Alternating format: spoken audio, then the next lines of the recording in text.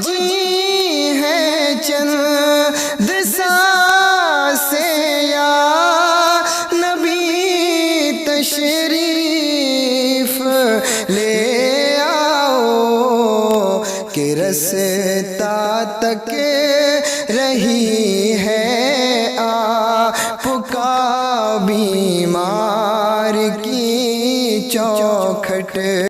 मसलके आला हजरत मुफ्ती हम्माद रज़ा साहब क़िबला, नारे तकबीर, नारे रिसाला, जिंदाबाद जिंदाबाद। साहिब नमाज बहुत बड़ी इबादत है, हज बहुत बड़ी इबादत है, लेकिन बहुत छोटी सी बात करने लगा हूं। तुम्हारे घर की बरकतें रूठ गई हो, अगर घर में रिस्क में तंगी होने लगी हो और तुम्हारे काम बिगड़ रहे हो, तुम्हारे बिजनेस में बरकत ना हो, और जवानों अगर दुनिया तुम्हें जा बजा धक्के देकर नाकाम लौटा रही हो, मेहरबानी करना, सिर्फ सिर्फ सिर्फ कुछ दिन का वजीफा है, और वो वजीफा ये है जहां कहीं भी मुस्तफा के जिक्र की महफिल सजी हो और जिक्र करने वाले और सुनने वालों के जूते उतरे पड़े हो, वहां अपने बदन का कपड़ा ले, जो तेरे ऊपर कंधे पे रुमाल पड़ा हो, या अपने घर से लाना, लेकर के जिक्र मुस्तफा में आने वालों के जूते ये सोच के साफ करने बैठ जाना कि ये चाहे कैसे भी हैं लेकिन बातें तो मेरे नबी की सुनने और करने आए हैं।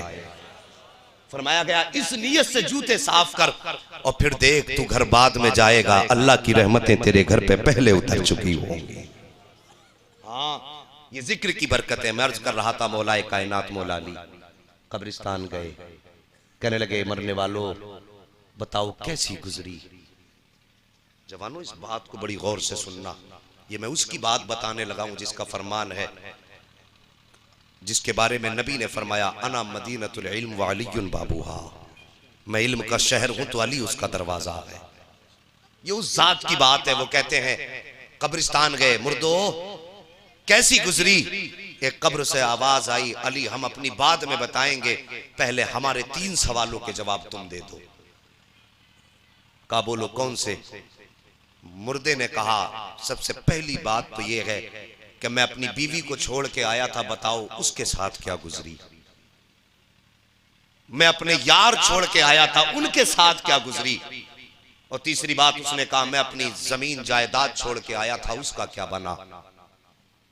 मौला अली फरमाते हैं सुन, ये हर बंदा अपने लिए समझे तीनों सवाल, सबको ये 3 चीजें छोड़ के जानी।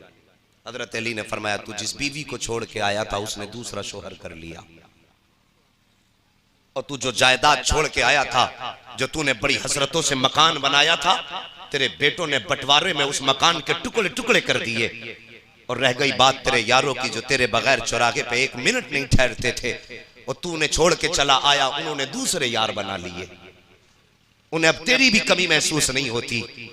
आप फरमाते अब तू बता तुझ पे क्या गुजरी। उसने कहा अली तुम्हें क्या बताऊं, जैसी मैंने कब्र में आकर के ठिकाना बनाया, अभी कुछ लम्हे गुजरे थे, अली कब्र ने ऐसा झटका दिया था कि पहले की झटके में दुनिया की सारी नेमतों के और सारे मजों का ख्याल भी दिमाग से उतर गया था। हाँ जवानों आओ नबी की महफिल में आ जाया करो, मौत झटका कब्र झटका देगी, और जब झटका देगी ना तो खुदा की कसम दुनिया की ये लम्हों वाली लज्जत है जिसको हम मुद्दतों वाली समझते हैं, चंद लम्हों में खत्म हो जाएगी। आओ नबी की नजरों के करीब हो जाओ, मुस्तफा की निगाहों में आ जाओ, आका करीम के अपने आप को करीबी बना लो। खुदा की कसम वल्लाह वो सुन लेंगे, फरियाद को पहुंचेंगे। इतना भी तो हो कोई जो आह करे दिल से अल्लाह अकबर। ये नहीं कि हमारे नबी सुनते नहीं हैं, सरकार सुनते हैं, फरिश्ते भी पहुंचाते हैं, आका चाहते हैं तो खुद भी सुना करते हैं। लेकिन साहिब हम जो कहते हैं या रसूल अल्लाह, तो उनकी तवज्जो अपनी तरफ करने के लिए कहते हैं। माज़अल्लाह इसका मतलब ये नहीं है कि नबी को जब तक ना पुकारे सुनते नहीं है, तवज्जो की बात है, उनका नाम लेकर के तवज्जो अपनी तरफ किया करते हैं। आओ नबी के करीब हो जाओ। खुदा की कसम अगर मुस्तफा की नजर में आ गए तो दुनिया की आग तो क्या कहे जहन्नम की आग नहीं जला सकती है। हाँ अपने आप को मुस्तफा के करीब कर लो, और मुस्तफा के जब करीब होंगे ना तो फिर बरकतें कितनी मिलेंगी। इजाजत हो तो बता दूं, सारे कहते हैं या रसूल अल्लाह। सुभान अल्लाह जी, तवज्जो करें। एक बड़ा हसीन जवान है, मेरे मुस्तफा की निगाहें हैं, आका की नजरें करम उठी और उस जवान के चेहरे पे पड़ी।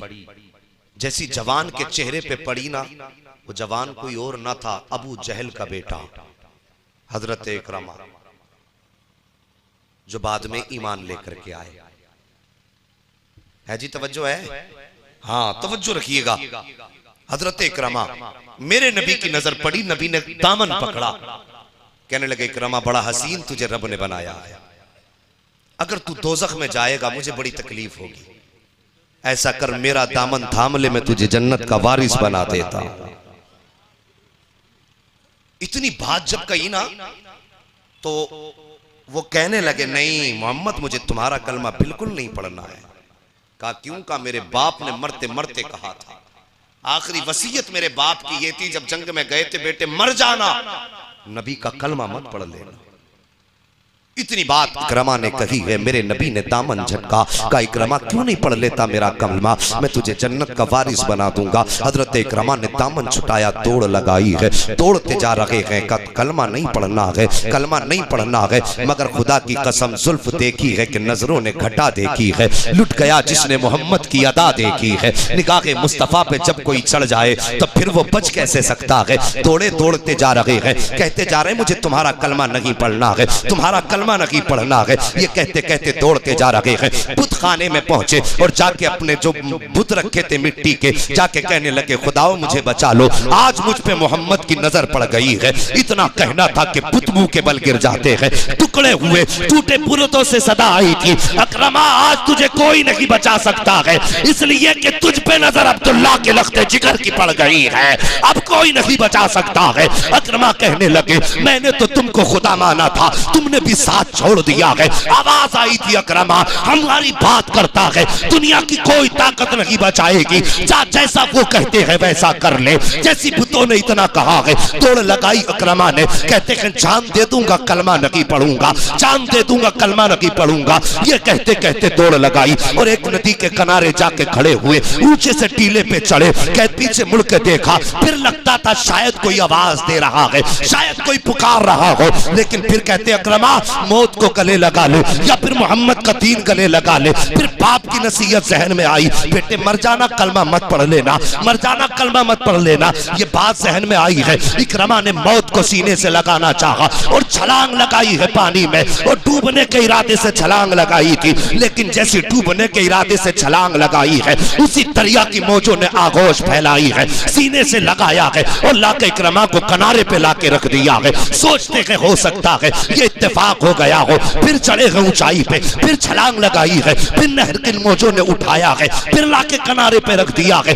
3 मर्तबा छलांग लगाई थी, लेकिन मौजों ने उठा करके किनारे पे लाके रख दिया है। जब परेशान हो गए उसके बाद रुख किया मौजों की तरफ और कहने लगे ए मौजों क्या मामला है, तुम मुझे डुबा क्यों नहीं देती है? तो लहरों से आवाज आई थी इकरमा तुझ पे मोहम्मद की नजर पड़ गई है, और जिस पे उनकी नजर पड़ जाती है कायनात की कोई चीज उसको डुबा नहीं सकती है।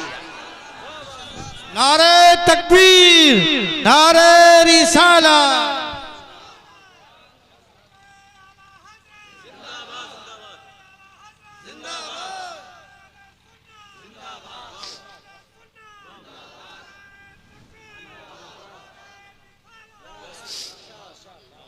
हाँ जवानों आओ, अपने आप को मुस्तफा के करीब कर लो। खुदा की कसम कायनात में उनसे ज्यादा मेहरबान कोई पैदा हुआ ही नहीं। हाँ मैं गारंटी के साथ कहता हूं यार, मुकद्दर वाले हैं हम, मुकद्दर वाले हैं।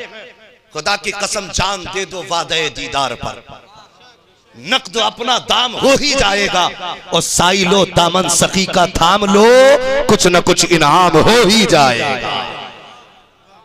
हाँ साई लो दामन सखी का थाम लो, कुछ न कुछ इनाम हो ही जाएगा। मौजों की आवाज सुनी, गर्दन झुकी, वापस पलटे, वहां आए जहां मेरे नबी को छोड़ के गए थे।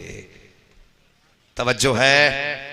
अल्लाह नीचे बैठने वालों तुम्हें सबको जमींदार बना दे, और जितने कुर्सी पे बैठे हैं अल्लाह सबको चेयरमैन बना दे, और सबको मिला के मुस्तफा का मदीना दिखा दे। इससे बेहतर दुआ मेरे पास नहीं हो सकती।